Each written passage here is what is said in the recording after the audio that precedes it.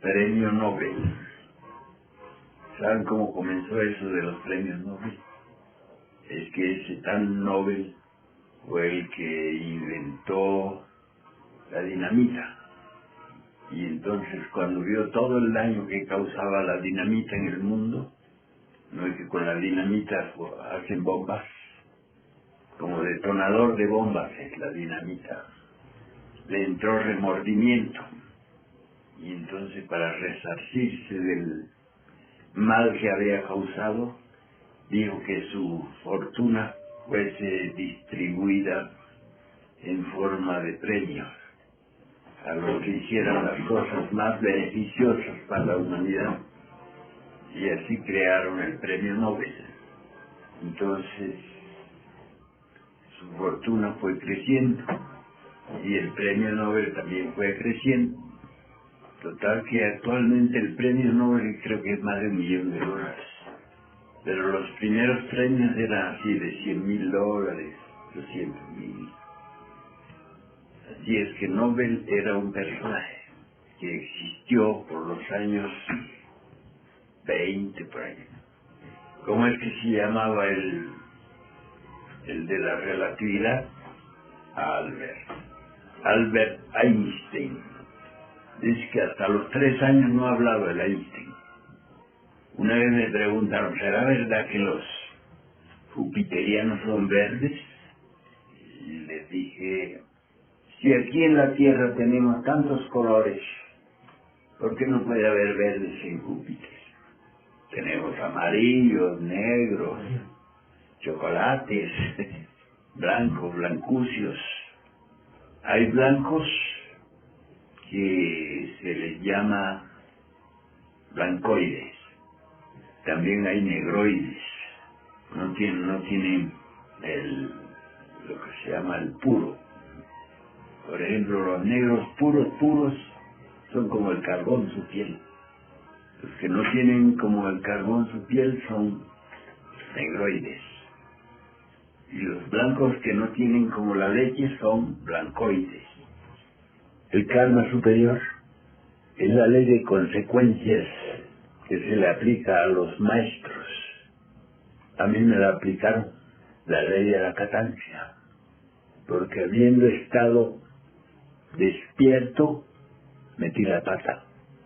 De modo que la catancia es la ley que se le aplica a los maestros cuando meten la pata, cuando violan alguno de los mandamientos.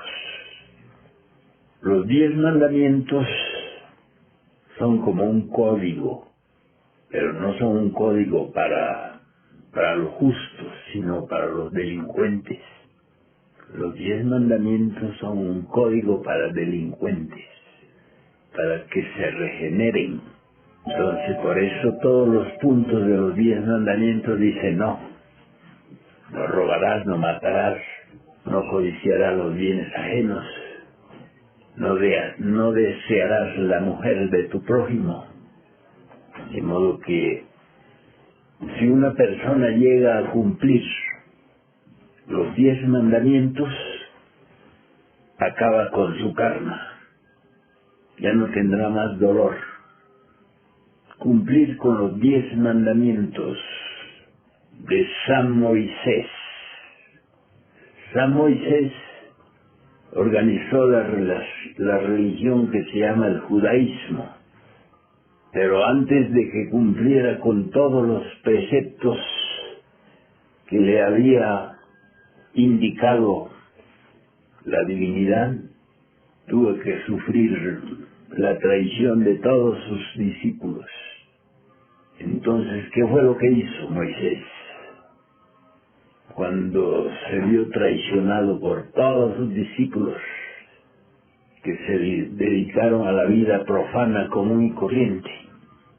Ya había bajado del monte cuando encontró al pueblo judío dándose la dolce vita. Rompió las tablas de la ley, porque él venía bajando del monte con las tablas debajo del brazo para enseñarle a los judíos entonces, como los encontró viviendo la vida profana, reventó en el suelo las tablas de la ley. Y la consecuencia de eso fue que no pudo llegar a la tierra prometida.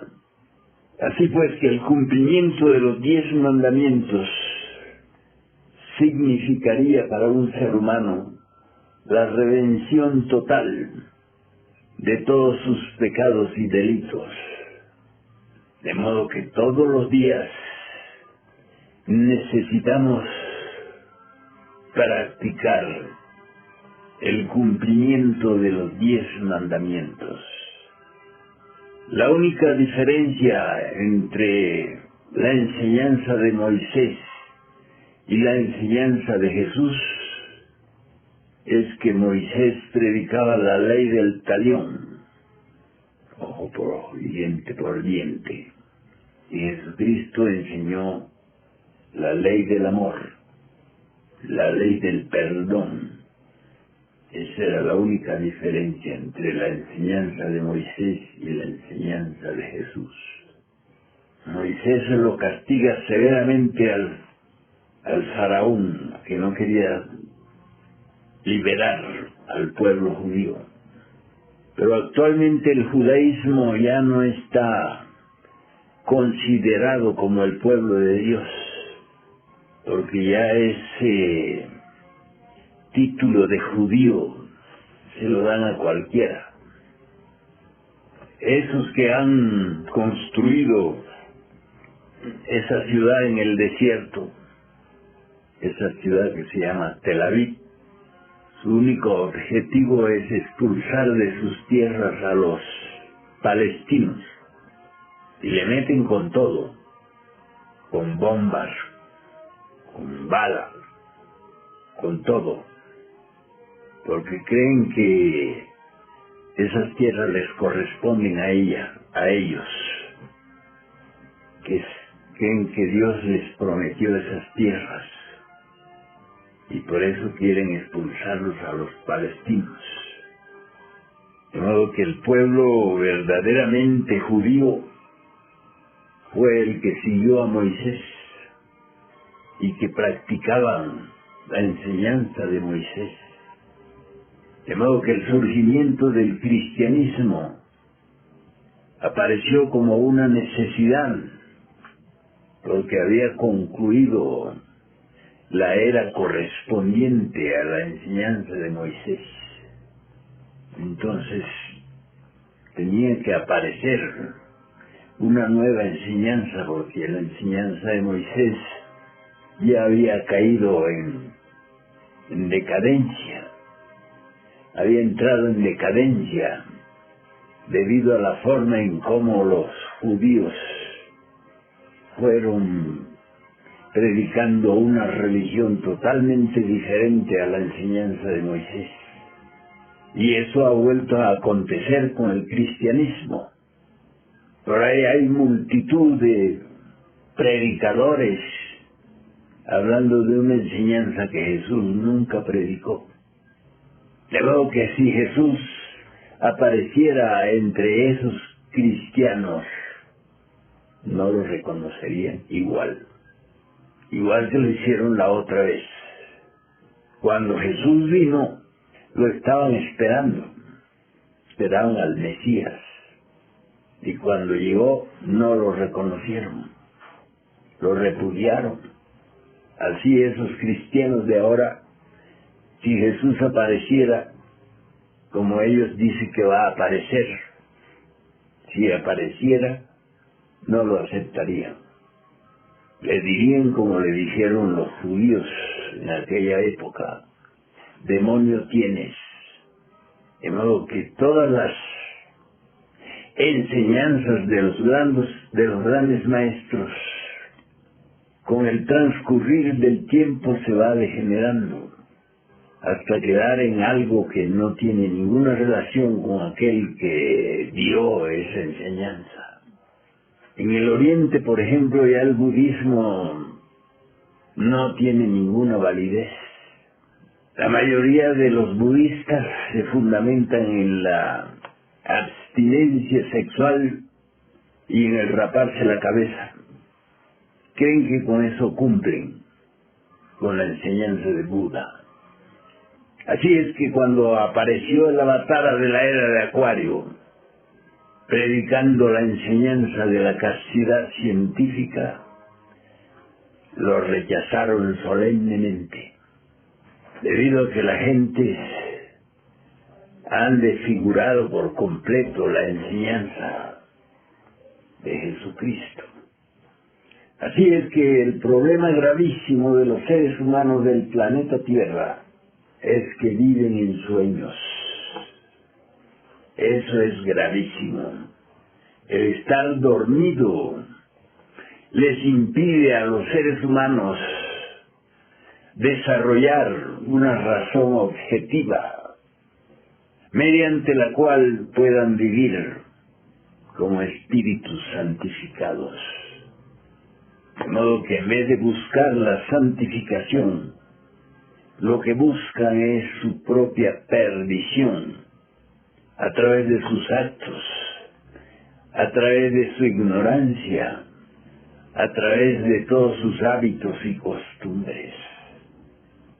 Los gnósticos debemos todos los días revisar todo lo que se llama el comportamiento, la conducta, la manera de actuar, pensar y sentir, porque en eso se fundamenta el proceso de la santificación. Santificarse es una obligación de todas las almas, de modo que si no buscamos constantemente el proceso objetivo de la santificación, no podremos llegar nunca al estado, a la condición de los justos. El Evangelio de Cristo dice que sólo los justos serán salvos, secretamente. ¿Por qué secretamente? Porque no es una cuestión pública. Cuando llegue el momento en que tengamos que abandonar el planeta Tierra, tendremos que tener el nivel de los justos. De modo que aquellos que cumplen con los 10 mandamientos de la ley de Dios pueden alcanzar ese nivel de la santidad. Un ser humano es santo cuando ya no tiene nada diabólico en su comportamiento, cuando ya no miente, ni roba, ni adultera, cuando ya no anda jurando en falso el nombre de Dios, no jurar su santo nombre en vano. Ahora la gente anda diciendo, y te lo juro por Dios, como si fuera Dios alguien que vive al lado. De modo que vivir constantemente de acuerdo con los preceptos divinos es el único camino que puede conducirnos a la santificación, a la individualidad. Comprender correctamente esa idea de que no somos individuos es indispensable para poder trabajar la individualidad, para poder destruir todas esas voces que constantemente nos están hablando en la mente, en la emoción, en la actividad. La actividad es una función fundamental en la vida del ser humano, porque el actuar es como si dijéramos el poder ejecutivo de nuestra vida. Así que el pensar, el sentir y el actuar son 3 partes fundamentales de la vida del ser humano. Debemos trabajar constantemente con eso, de tener una disciplina pensante. Hay una parte del pensamiento que se llama el intelecto superior, que trabaja constantemente lanzándonos los mensajes de la vida superior. Pero nosotros nos dormimos con la charla mecánica de la mente. Lo peor de todo es creer que lo que nos viene a la mente es verdad. No lo que a través de la mente se manifiesta el diablo.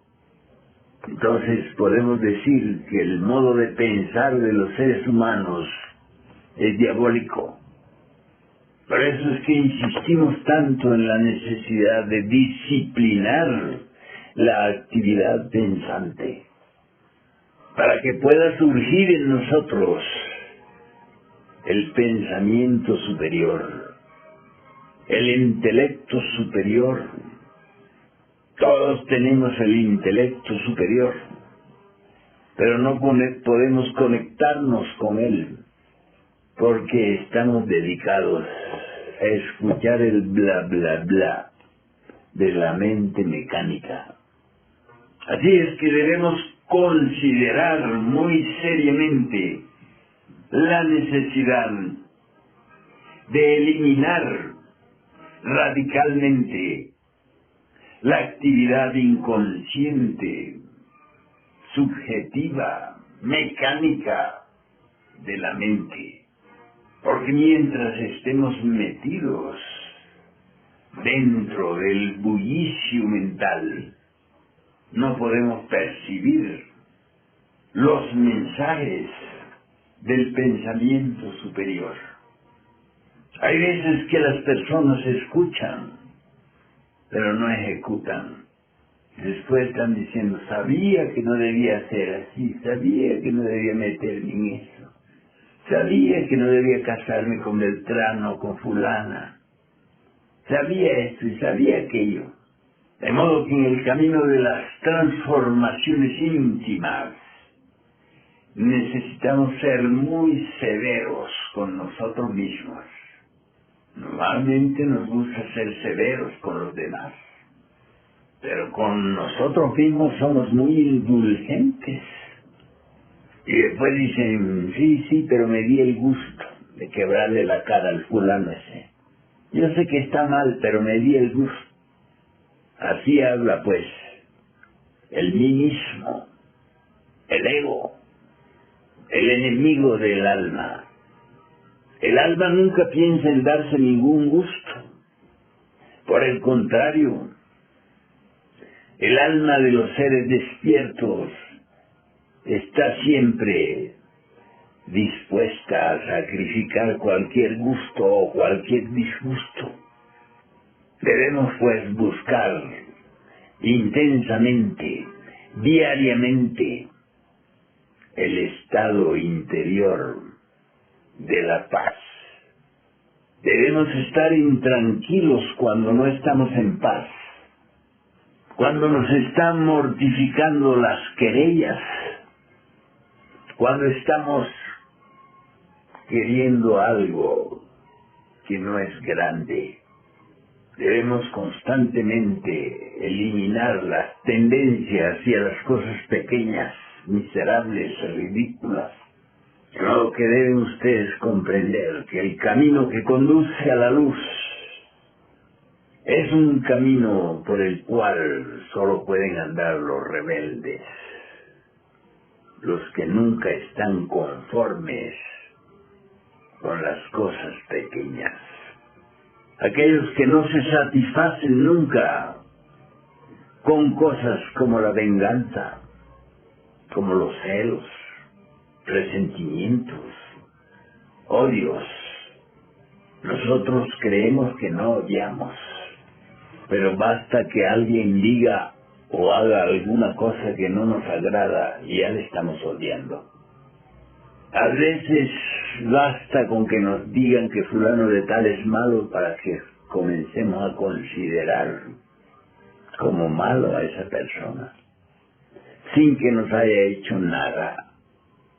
No, lo que es necesario que comprender que vivimos en una zona del universo donde todo es triste, amargo, doloroso. perverso, ridículo. Aquellos que creen que vivimos en un mundo de progreso y que mañana será mejor, viven en un grave error. No habrá ningún mañana mejor si nosotros no estamos mejorando íntimamente, si no estamos cambiando, si no estamos transformándonos constantemente. El maestro Samael nos habló mucho del gimnasio psicológico, que es el diario vivir. Si no estamos atentos, alertas, vigilantes, siempre caemos en las tonterías de todo el mundo. De modo que hay que aprender a aislarse de las influencias provenientes de afuera de nosotros mismos. Las influencias están en todas partes. Si estamos en estado de alerta, en estado de íntima recordación, podemos percibir y rechazar las malas influencias. Pero si estamos durmiendo, entonces las malas influencias siempre nos estarán creando situaciones internas muy negativas. Así pues que no deben ustedes olvidar nunca que estamos yendo por otro camino. No debemos nunca desviarnos de nuestro camino interior, pase lo que pase. Si es que de verdad queremos alcanzar el título de justos, si es que de verdad queremos llegar a ser libres. Llegar a ser libres significa cortar todas las dependencias del mundo, del demonio y de la carne. La influencia de la carne es muy terrible. Se llama la lujuria, el deseo, la atracción fatal de lo que no es puro y santo. Así es que en esta noche quiero que comprendan la necesidad de duplicar los esfuerzos, de vencernos constantemente a sí mismos, en la ira, la codicia, la envidia, la pereza, la gula y el orgullo. Es totalmente ridículo el caso ese del orgullo. Somos muy orgullosos. Basta que alguien no nos salude para que el orgullo se irrite, se inflame y comience a decir: ¿quién se creerá este que pasa ahí y no me saluda? ¿Qué le habré hecho yo para que no me salude? Para que no me dirija la palabra. Y así hay una gran cantidad de tonterías que nos están siempre afectando. Siempre estamos esperando un trato especial de los demás. No, lo que necesitamos llegar a comprender que los demás no nos deben nada. Nadie nos debe nada. La tierra prometida, la patria celestial, es la eternidad. De modo que no puede haber acá, en el mundo tridimensional, ninguna tierra prometida. De modo que la verdad sobre la tierra física es que le pertenece al que la utiliza, al que la trabaja. Verdadero dueño de un territorio determinado es el que lo trabaja, el que lo hace producir para alimentar a los demás. Los campesinos tienen la altísima misión de darle de comer a las multitudes de las ciudades. Eso lo saben muy bien los que manejan la distribución de eso que se llama alimentos. Si no hay alimentos, ¿de qué puede servir la plata? ¿Verdad? De modo que la tierra prometida de que habló el santo Moisés se refiere a la eternidad, nuestra patria celestial.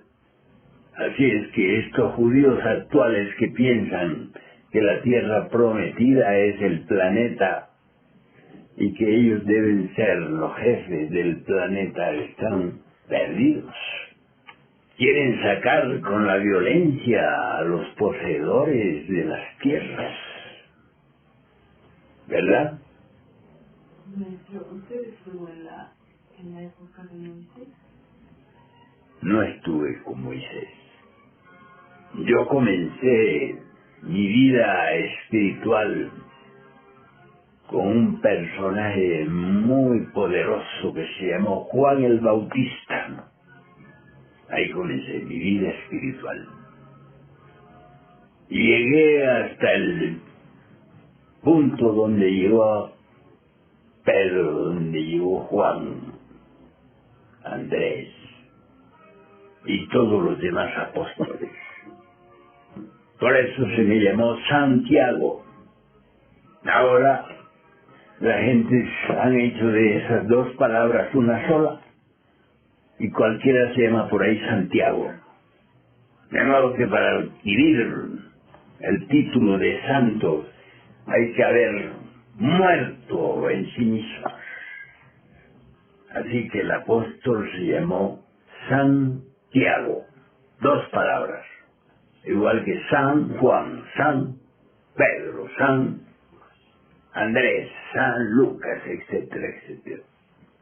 Maestra, ¿quién le puso San? ¿Un papa o quién? Santo. Los santos apóstoles, aquellos que vivieron todo el drama de la cristificación de Jesús,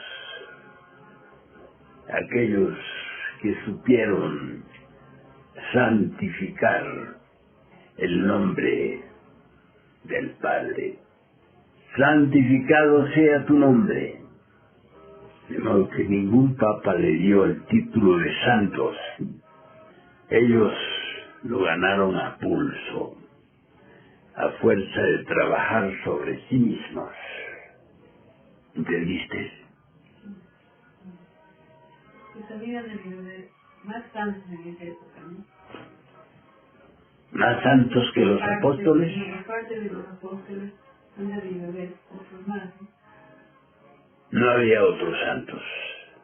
Aquellos que murieron crucificados, que seguían la enseñanza de Cristo.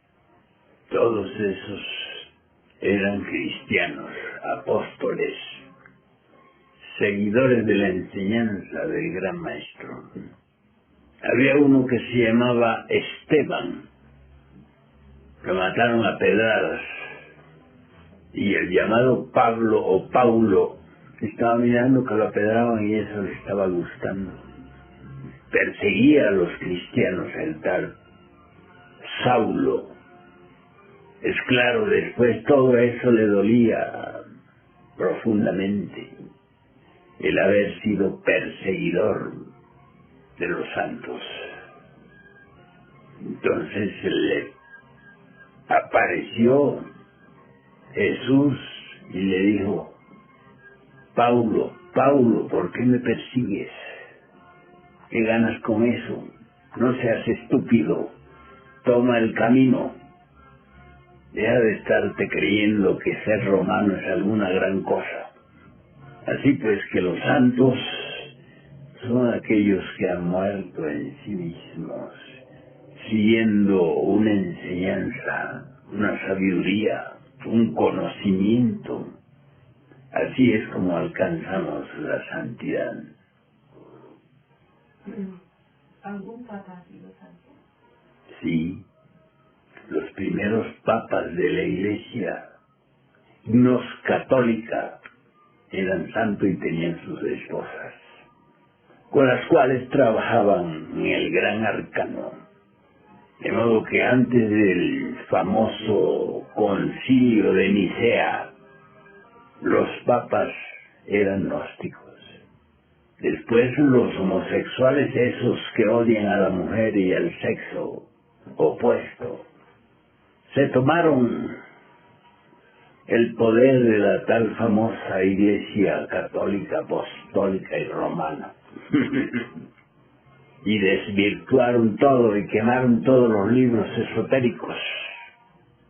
Así pues que sí hubo papas gnósticos.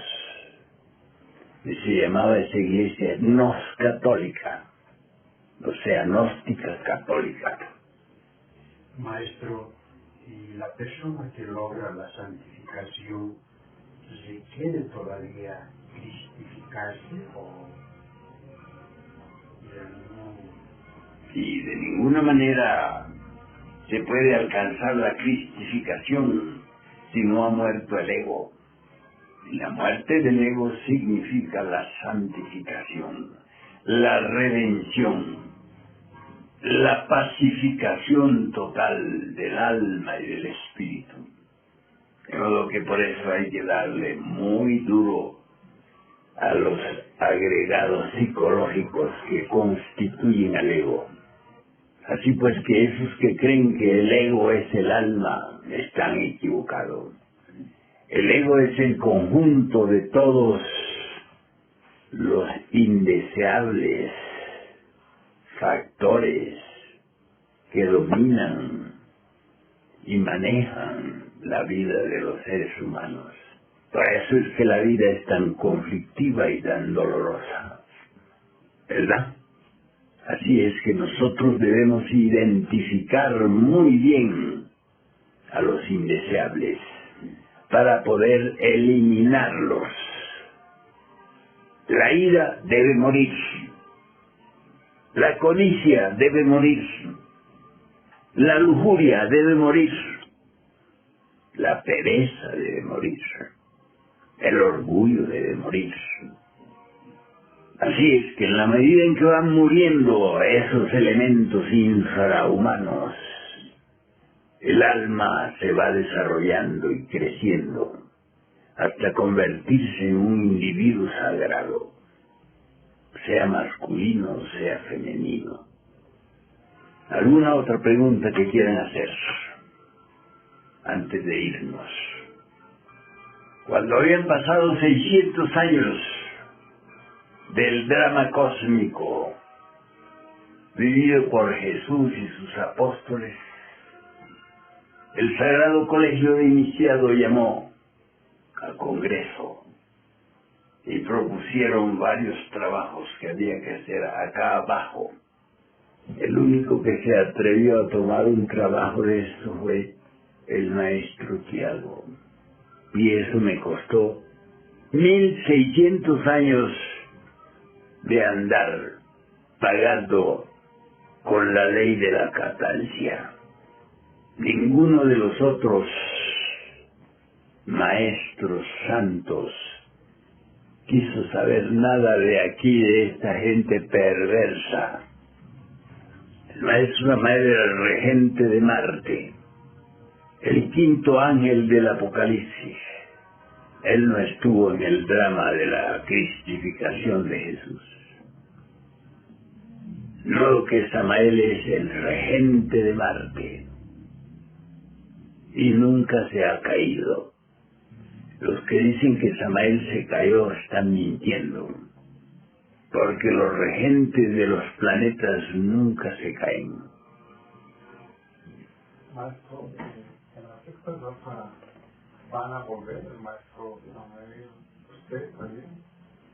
En la sexta raza habrá instructores de otros planetas, venusinos, marcianos, jupiterianos, y ellos organizarán la nueva civilización, la nueva humanidad. Nosotros, los que hemos trabajado duro con esta humanidad, quedamos emancipados de seguir trabajando con la humanidad. De modo que la humanidad del futuro estará constituida por los justos del planeta Tierra, aquellos que han seguido el camino que se les ha enseñado, esos seguirán viviendo en la sexta raza, conducidos por dioses planetarios del sistema solar. Así será. Muchas gracias por escucharme.